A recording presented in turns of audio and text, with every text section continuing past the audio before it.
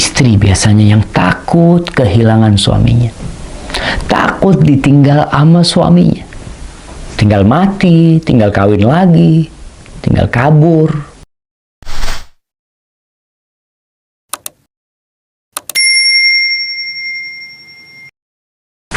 Assalamualaikum warahmatullahi wabarakatuh. Alhamdulillah wassalatu wassalamu ala rasulillah. Amma ba'd. Akhi ukhti rahimakallah,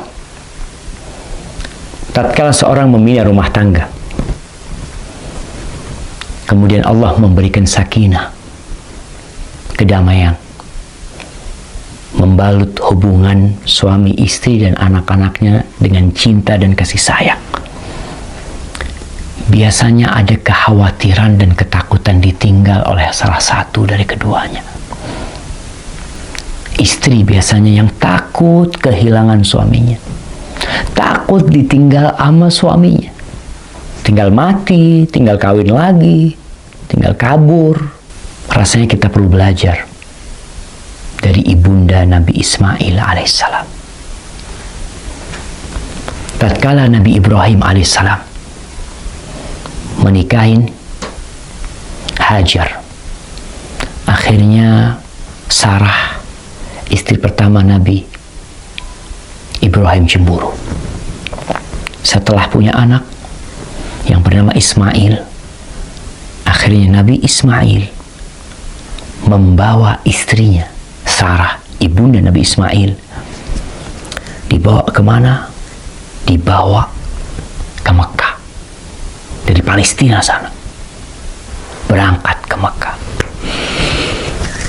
Dalam kondisi Nabi Ismail masih sedang dalam susuan.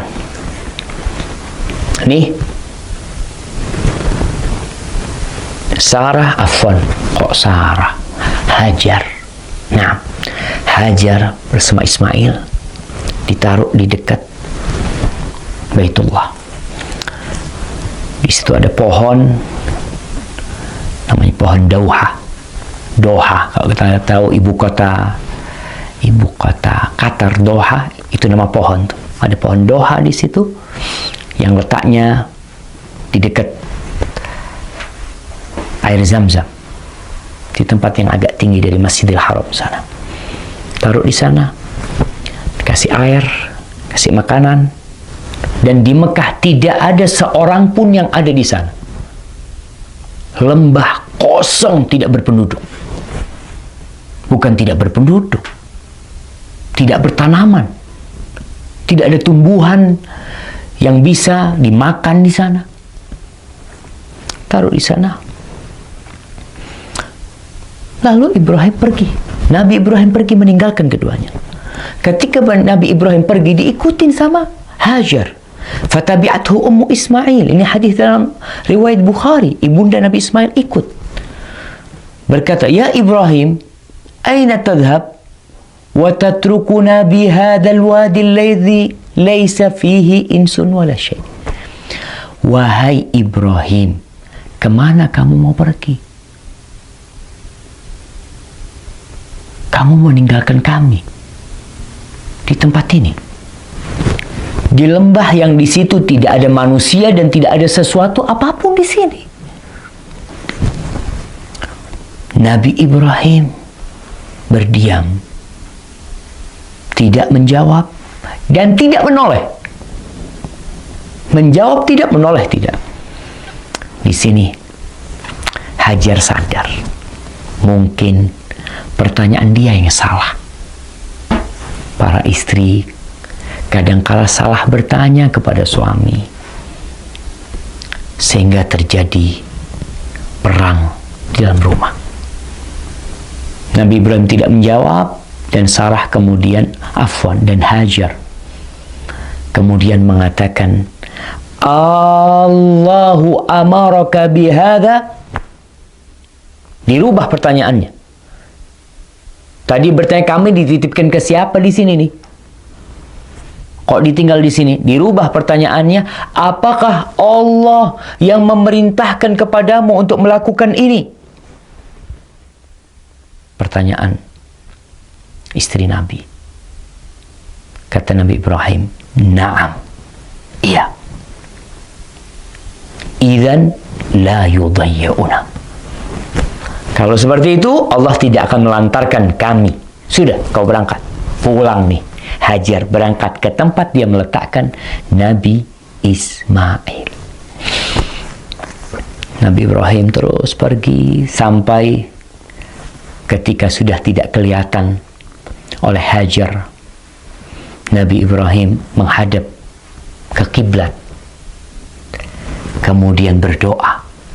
Mengangkat tangannya mengatakan, Rabbana inni askantu min dzurriyyati biwadin ghairi dhi zar'in inda baitikal muharram Rabbana liyuqimus shalah faj'al af'idatan minan nasi tahwi ilaihim warzuqhum minas thamarat la'allahum yashkurun.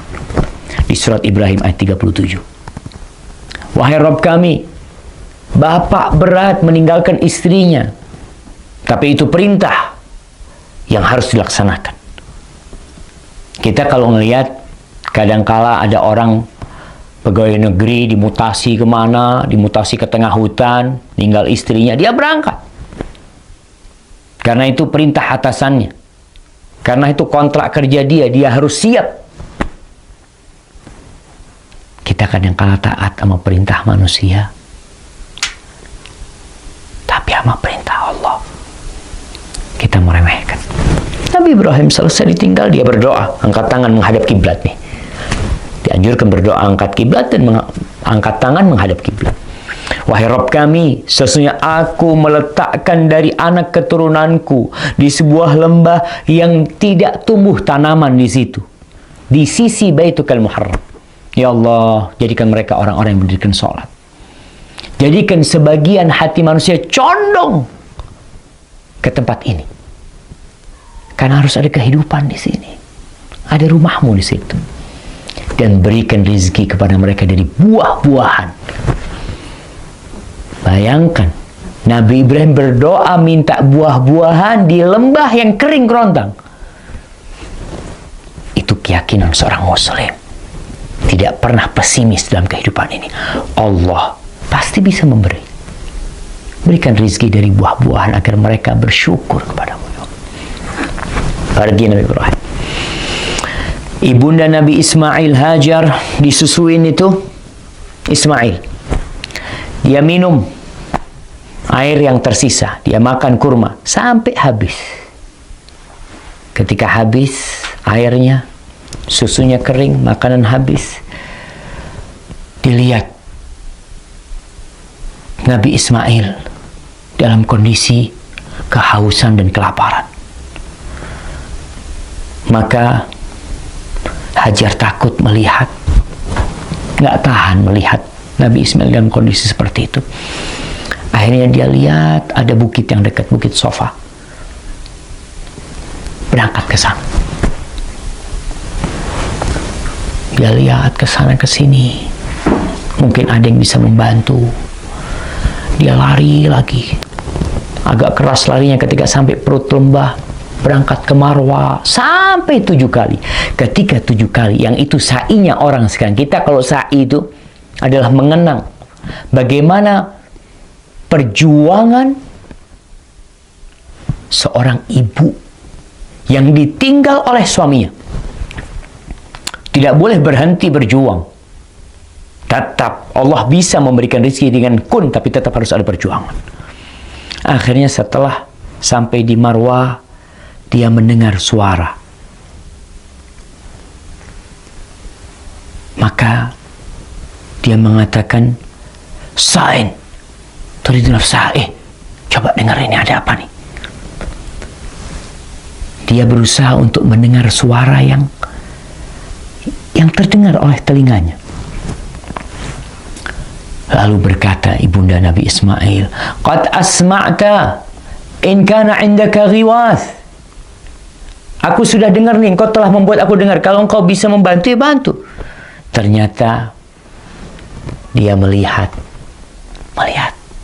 ada malaikat di sisi Nabi Ismail alaihissalam. Yang malaikat itu menggali, dikatakan dengan kakinya, atau dengan sayapnya sampai air itu keluar. Air itu keluar, jemaah. Air Zam-Zam keluar. Di sini betapa bahagianya ibunda Nabi Ismail. Air itu dikumpulin sama dia. Andai kata tidak dikumpulin, kata Nabi SAW, air Zam-Zam itu akan jadi mata air yang mengalir.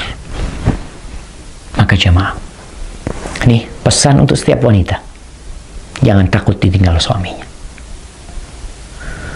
Yang memberikan rezeki bukan suaminya.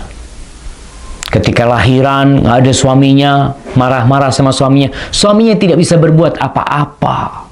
Minta sama Allah, berjuang. Bagaimana Maryam berjuang melahirkan anaknya sendirian.